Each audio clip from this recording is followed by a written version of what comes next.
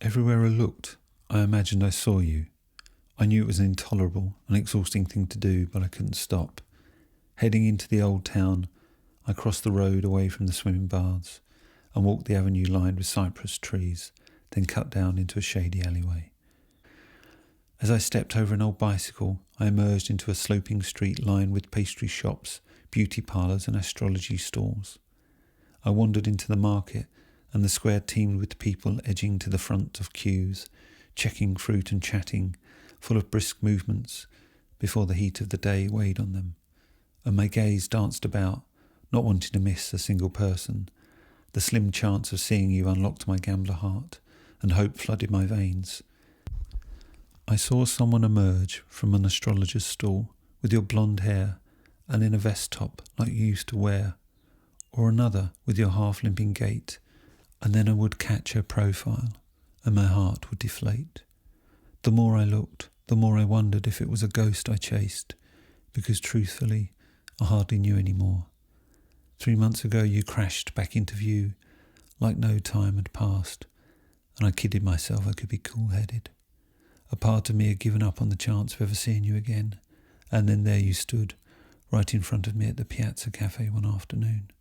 The awful thing was, in the split second I said your name, I knew I still loved you, and as you sat down, a completeness returned to me, and who doesn't want to feel complete?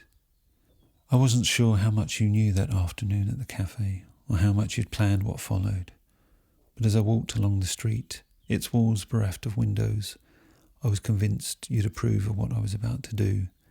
No matter what the consequences might be, you'd tell me to go ahead.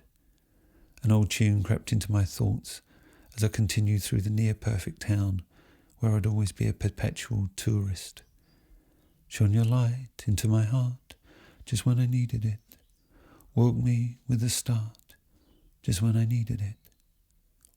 A promise is a promise, right? You'd understand, Eva. You of all people. I headed towards a tall stone arch at the top of the town, letting the calm of the squares and the bold churches soothe me as I walked. The arch revealed the newer parts of the town below, and even with the faintest whiff of sewage, the crystalline skies over this small Tuscan town made everything seem flawless, as if it had been made for me. From this vantage point, I looked back at the library that dominated the skyline and which reminded me of a huge glass teardrop among the rooftops of the humbler buildings. I loved to stand there when I needed to think. Around me, people busied themselves with their bags of groceries or zipped past on scooters, uninterested in me or the secrets we shared. Once more I scanned the crowd. There was a constant yearning just to catch a glimpse of you, a yearning I'd struggled so hard to fight, but to which I'd always succumbed, and then the inevitable debasement that followed, like playing hide-and-seek with someone that had long ago grown bored of the game, left their hiding place and walked off.